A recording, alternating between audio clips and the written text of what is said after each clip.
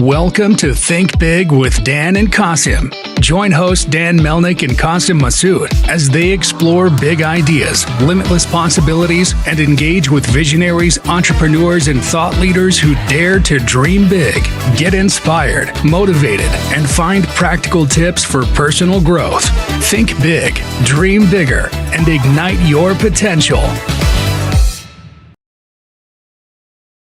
Welcome to the Think Big with Dan and Qasim. Today, our guest is Alex. Alex, how are you doing today? I'm doing good. How are yourself? I'm good, thank you. So, Alex, let us know where you live and what you do. I live in or around Montreal, Quebec, in Canada, and I run a tiny agency called Brilliant Commerce, where we specialize in e-commerce for brands doing anywhere between $5 and $25 million in yearly revenue. Awesome. So, in your company, what is your role? Like, what are your core competencies? Not core competencies, but what are your core responsibilities? Because a founder is always working on a lot of things. Yeah, absolutely. I mean, right now, this operation is pretty small. We're just two people looking to grow this over the next year or so. So my role really is anything that has to do with, technology, finance, contract review. We do have lawyers that look at contracts, but I do the first pass, obviously. Anything that has to do with the business itself, I kind of do in our little team of two. My business partner, Ollie, is more so focused on the, not necessarily marketing, but really all the visual aspects. So we're basically a full-fledged agency building and designing e-commerce sites. So he's more on the design side of things, and I'm more on the technical side of things, even though he does dabble with the technology as well.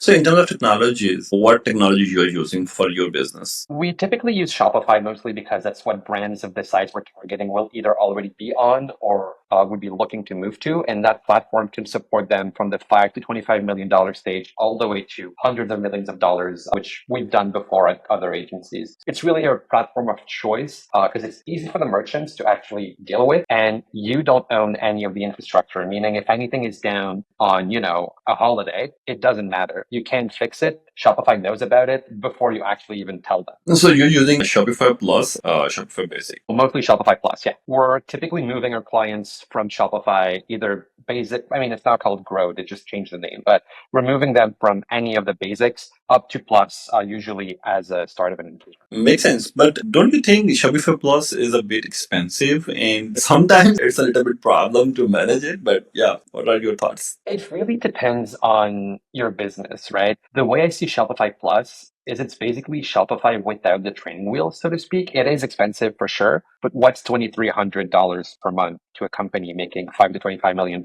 if that unfortunately means that they don't have to hire more people to manage or maintain their reach? So I hear you, and I would say at the $5 million mark, Shopify Plus does hurt a little more your wallet. But once you move past that stage and are on a growth trajectory, it kind of makes sense. At least that's the way we see it. And what you suggest to others, what do you think when they should move on the Shopify Plus and when they should not go for the Shopify Plus? It doesn't make sense to move to Shopify Plus unless it has features that you're looking for. A good example would be you're looking to do some heavy checkout customizations that the apps on the App Store don't provide you with. And in order to make checkout customization, you have to go through what's called the custom apps on Shopify. That touch checkout cannot be installed on any non-Plus stores. So if you're building an app for a merchant specifically, or if you're the merchant building the app for yourself, you have to be on Plus in order to do those checkout customizations if apps don't exist on the App Store to do it for you. That's one of the many examples, but there's a ton of those. That's a But good then again, Shopify is always bringing new things from Plus to Basic. So Yeah, that's a good information, by the way.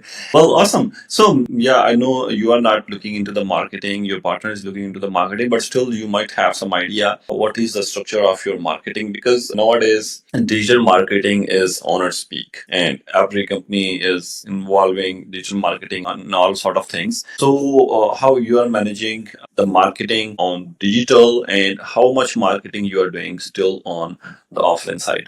we don't actually market ourselves very well. Something Cobbler's Shoes, we don't even have we have a website, but it's just an email address. It's all word of mouth. It's always been word of mouth for the past 15 years of my e-com career. People just come to us. They have a problem, we fix it, and they stick around for the long term, essentially. So no marketing whatsoever, which is both terrible and great. Depends how you see it. Awesome. But, obviously reaching at the stage of word of mouth is a beautiful thing, obviously. But what if someone is not at the stage where they can reach a lot of clients with the word of mouth? So in this case, what they should do, like I'm keeping your business in my mind because in your business, this is a bit different, I think. I'm not sure if meta ads can work for your organization?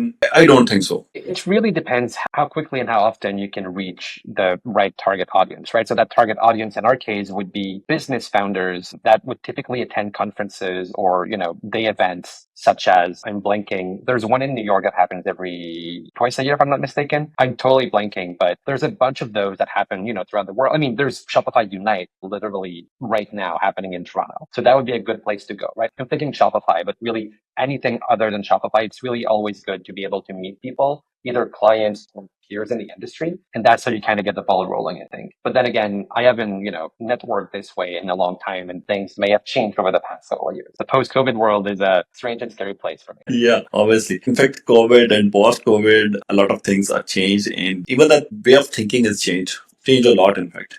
So let's say if we talk about the goals, every company sets their goals depending on the short-term goals and the long-term goals. So what are your goals in terms of short-term, like maybe 3 to 6 months, and in terms of long-term goals, you can say like maybe after 2 years, 3 years? Gotcha.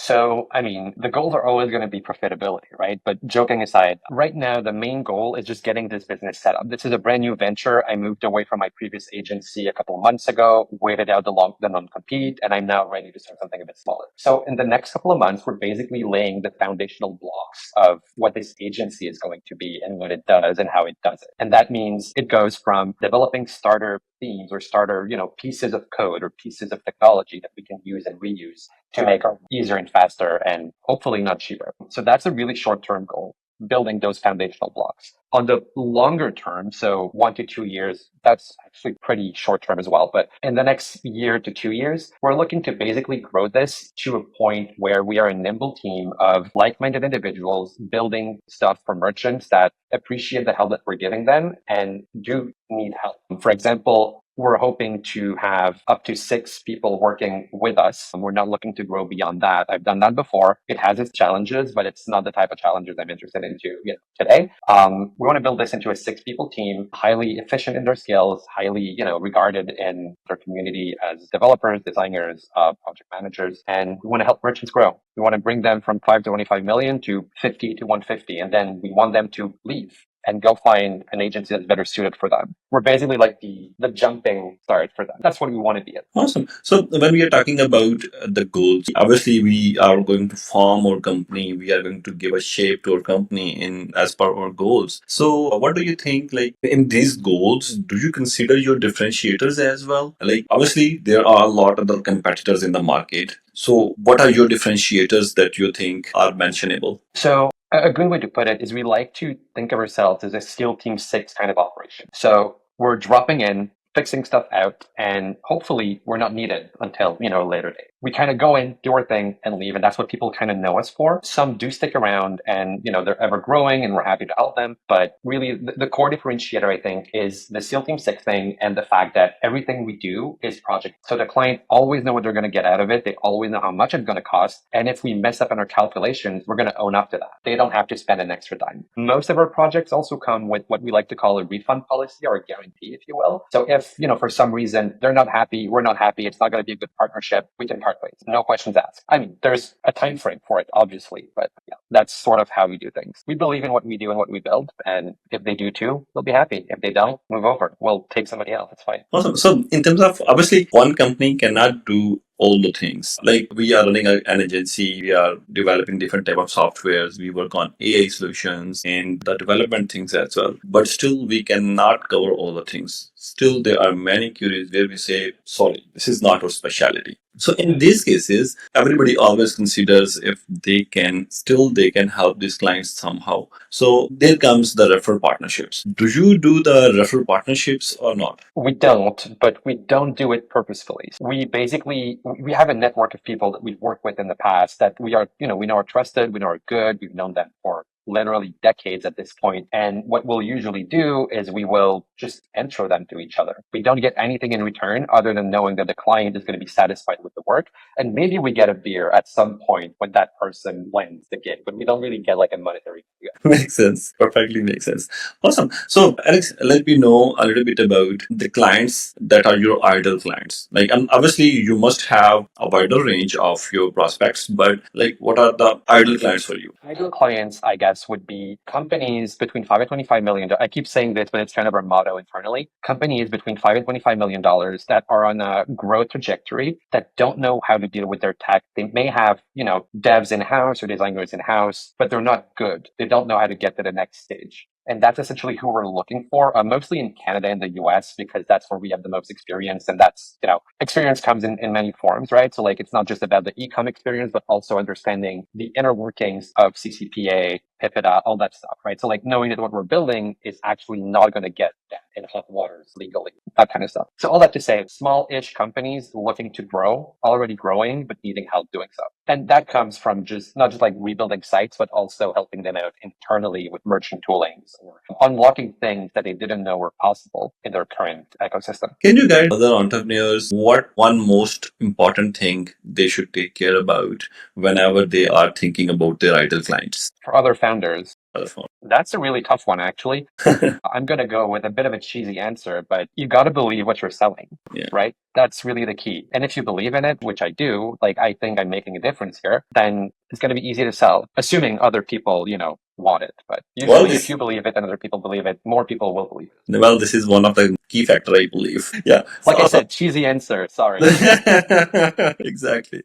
Awesome. So, Alex, can you please give us the biggest piece of advice? By the way, this was also good advice, but other than that, can you give us the biggest piece of advice for our audience? As you know, our audience is other entrepreneurs and the ones who are planning to start their business, who are just dreaming to be their own boss. The biggest piece of advice I'm not sure about the biggest, but that's a pretty big one. There's no timeline for it. Like there's no agenda, so to speak. You'll be working 24/7. If you love what you're doing, that's great. If you just want to get in and, be a founder for the sake of being a founder, might not be for you. It's sort of an anti-advice, but like it never ends. It's never ending. There's always something. There's a lot of good. There's some bad. And you're actually, making it through when I like to call them shit sandwiches. When you eat one shit sandwich a day, you're on the good, like you're working hard towards a different goal, like towards the goal that you're going to. I don't know if that makes sense. I'm not sure I'm allowed to say the term shit sandwich either, but it's more like a reality, I think. A reality. Yeah. Or a bitter truth that you have to understand. Yeah, exactly. Well, awesome. You can't dive in blind. Makes sense. Awesome, Alex. So, can you please let our viewers know how they can reach you if they want to? Absolutely. You can email me directly at alex@brilliant.studio or just go on brilliant.studio. It's a one-click website. Literally, it's a mail to. Email us. If we can help, we will. If we can't, we know people we can refer you to and may be able to help. Or if you have questions, I'm always happy to help. Awesome. Well, Alex, thank you. I really enjoyed the conversation and learned a lot of things and discussed few bitter truths as well. Well, Alex, thank you and stay in touch. We'll see you again. Thank you. Have a good day.